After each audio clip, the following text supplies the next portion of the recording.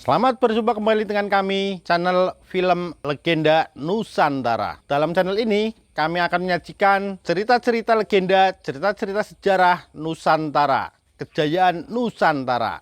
Semoga kita semua akan menyadari bahwa negara kita, Nusantara, adalah negara yang sangat luar biasa. Salam NKRI. Kemelut Blambangan bagian 156. Raden Dirasanu memasuki kamar tahanan itu dan tersenyum ramah kepada Ratna Manohara yang bangkit dari tempat duduknya menyambut kedatangan pangeran itu. Akan tetapi dari sinar mata pangeran itu, Ratna dapat mengetahui pemuda itu sedang gelisah. Diajeng Ratna Manohara, aku tidak akan berpanjang kata karena keadaannya gawat dan mendesak. Singkatnya, mereka semua menghendaki agar Andika dihukum. Akan tetapi jangan khawatir, aku akan membela dan melindungimu. Mari, Diajeng, kita harus pergi sekarang sebelum mereka bertindak. Ratna Manohara memang ingin sekali melarikan diri dari tempat tahanan itu, maka mendengar ucapan pangeran itu, ia segera bangkit. Ini pedangmu yang disita seorang prajurit. Gadis itu girang menerima pedangnya dan ia lalu mengikuti pemuda itu keluar dari kamar tahanan. Di depan pintu rumah tahanan itu, belasan orang prajurit menghadang dan memandang dengan mata terbelalak. Akan tetapi Pangeran Dirasanu membentak. Mau apa kalian? Hayo minggir. Tentu saja para prajurit itu tidak ada yang berani menghalangi Raden Dirasanu. Mereka minggir dan beberapa orang di antara mereka segera memberi kabar kepada pimpinan mereka. Akan tetapi, para perwira Blambangan juga tidak ada yang berani menentang Dirasanu, maka banyak prajurit yang berada di luar rumah tahanan itu hanya dapat memandang dengan bengong ketika Dirasanu dengan keris di tangan mengawal Ratna Manohara yang juga memegang pedangnya, siap melakukan perlawanan. Raden Dirasanu mengajak Ratna Manohara menuju ke kandang kuda karena dia hendak menjak gadis itu melarikan diri keluar dari kota Kadipaten dengan menunggang kuda. Para petugas di kandang kuda tentu saja juga tidak ada yang berani menghalangi Dirasanu yang memilih 2 ekor kuda terbaik bersama Ratna. Akan tetapi ketika mereka menuntun 2 ekor kuda itu keluar dari bangunan kuda, mereka dihadang Bagawan Kalasrenggi, Tejakasmala, dan Raden Setyabrata yang datang setelah menerima laporan beberapa orang perwira. Melihat mereka, tentu saja Ratna Manohara terkejut dan maklum bahwa ia menghadapi bahaya besar. Tak mungkin ia dapat menandingi 3 orang tokoh yang sakti mandraguna itu. Akan tetapi, Raden Dirasanu melepaskan tali kekang kudanya dan berdiri di depan Ratna dengan sikap melindungi. Paman Bagawan, saya minta agar semua minggir jangan menghalangi kami berdua. Raden Dirasanu, Angger, ingatlah bahwa gadis ini adalah musuh kita. Tidak, Paman. Andika sekalian boleh menganggap ia sebagai musuh, akan tetapi saya tidak menanggapnya sebagai musuh. Saya tidak ingin ia dijadikan tawanan. Berkata Dirasanu dengan sikap tegas dan gagah. Adimas Pangeran Dirasanu, mengapa Andika bersikap begini? Bagaimana mungkin Andika kini bahkan membela pihak musuh? Apakah itu tidak bertentangan dengan kedudukan Andika sebagai seorang pangeran Kadipaten Blambangan? Kata Tejakasmala mengingatkan. Kakang Tejakasmala, Andika agaknya lupa akan pesan dan nasihat guru kita. Bukankah beliau berpesan agar kita dalam membela kerajaan Blambangan tidak melakukan perbuatan yang jahat? Diajeng Ratna Manohara ini datang bukan sebagai musuh Blambangan, melainkan hendak membalas pengkhianatan paman gurunya, Ki Sarwatama. Akan tetapi mengapa ia ditangkap dan ditawan? Tidak, ia harus dibebaskan. Hahaha, tidak semudah itu. Tiba-tiba Satyabrata tertawa dan berkata lantang. Akulah yang menangkapnya, maka gadis ini menjadi hak milikku. Berikan ia kepadaku, Raden Dirasanu. Tidak. Kalau Andika sekalian memaksa hendak menangkap Diajeng Ratna Manohara, kalian langkahi dulu mayatku. Raden Virasanu menantang. Siapapun tidak boleh menghalangi Adimas Dirasanu.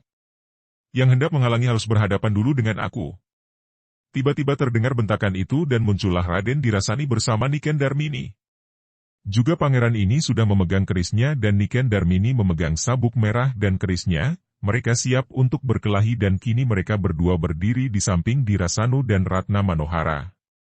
Kiranya tadi Niken Darmini melapor kepada Dirasani dan membujuk pangeran itu untuk membela Dirasanu dan Ratna Manohara. 2 pasang orang muda itu siap melawan dengan sikap gagah. Tentu saja semua orang meragu dan bingung karena yang memberontak. Itu adalah pangeran kembar putra sang Adipati Blambangan. Kembali Satyabrata tertawa. Hahaha, apa sih sulitnya menangkap gadis itu tanpa harus melangkahi mayat sepasang pangeran? Biar aku yang menangkapnya. Akan tetapi sebelum Raden Satyabrata bergerak, terdengar dari belakang suara yang berwibawa. Mundur semua. Ketika semua orang mengenal bahwa yang membentak itu adalah Sang Adipati Santaguna Alit sendiri, maka semua lalu mundur memberi jalan.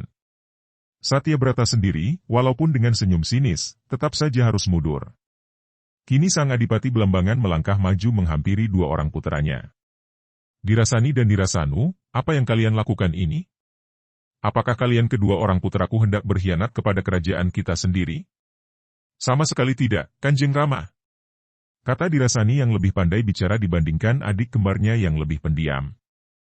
Adimas Dirasanu hanya ingin melindungi Ratna Manohara karena dia mencinta gadis itu seperti saya mencinta Niken Darmini. Sang Adipati menghela napas panjang, termenung sejenak lalu berkata, "Baiklah.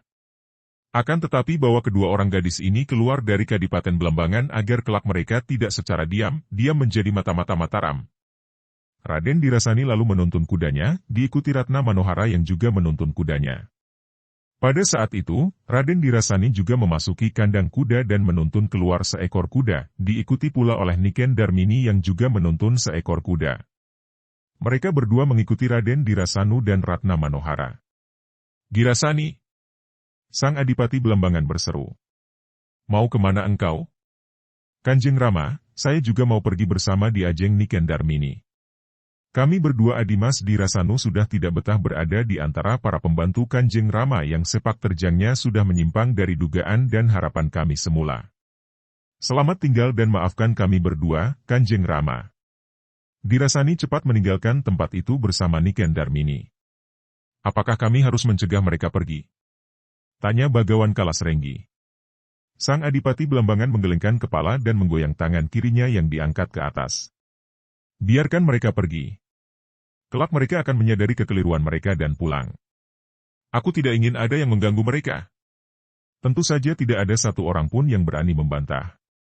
Biarpun ada seorang yang merasa tidak puas, yaitu Raden Satyabrata, namun dia juga diam saja. Dia ditugaskan oleh Kumpeni Belanda untuk membantu Belambangan melawan Mataram, bukan karena Belanda berpihak kepada Belambangan, melainkan karena permusuhan dan perang antara penguasa daerah ini yang dikehendaki Belanda agar melemahkan mereka sendiri sehingga kelak akan mudah dikuasai. Sang Adipati Santaguna Alit mengadakan rapat pertemuan dengan semua sekutu dan pembantunya untuk merundingkan kemungkinan perang dalam waktu dekat karena mereka menduga bahwa Mataram tentu akan membalas dan menyerang Belambangan. Ada yang istimewa dalam rapat pertemuan itu sekali ini karena tamu yang mereka hormati dan agungkan, yang telah diundang dengan hormat oleh Sang Adipati Belambangan, telah datang dan hadir dalam rapat pertemuan itu. Tamu undangan itu adalah seorang kakek berusia sekitar 65 tahun, rambut, kumis, jenggot dan pakaiannya semua putih bersih. Sikapnya halus, bicara lembut dan tubuhnya sedang dan tegak. Sepasang matanya lembut dan penuh pengertian, akan tetapi terkadang mencorong dan berkilat. Kakek ini adalah Bagawan Eka Brata, pertapa di Gunung Agung, Bali yang datang atas undangan Adipati Belambangan. Tejakas Mala sendiri, murid utama kakek itu, yang menjalankan perintah Sang Adipati untuk mengundangnya. Setelah Sang Adipati memberi hormat dengan sembah kepada Sang Bagawan Eka Brata yang duduk di kursi kehormatan, sementara itu semua sekutu dan pembantunya duduk diam dengan sikap hormat, kecuali Raden Satyabrata yang tersenyum sinis. Sang Adipati Santaguna Alit lalu berkata, "Pamanda Bagawan yang mulia, sekali lagi di hadapan para senopati, wakil dari Belambangan, Bali, dan Madura, kami menghaturkan selamat datang dan terima kasih kepada Pamanda yang sudah berkenan menghadiri pertemuan ini. Saya sudah menceritakan keadaan kami sehubungan dengan perjuangan kami melawan Mataram yang angkara murka. Sekarang kami mohon kepada Pamanda, sudilah kiranya Pamanda membantu kami dengan nasihat, apa yang harus kami lakukan untuk dapat mencapai kemenangan dari pihak Mataram." Semua orang mendengarkan dengan penuh perhatian dan menanti jawaban dari pertapa itu.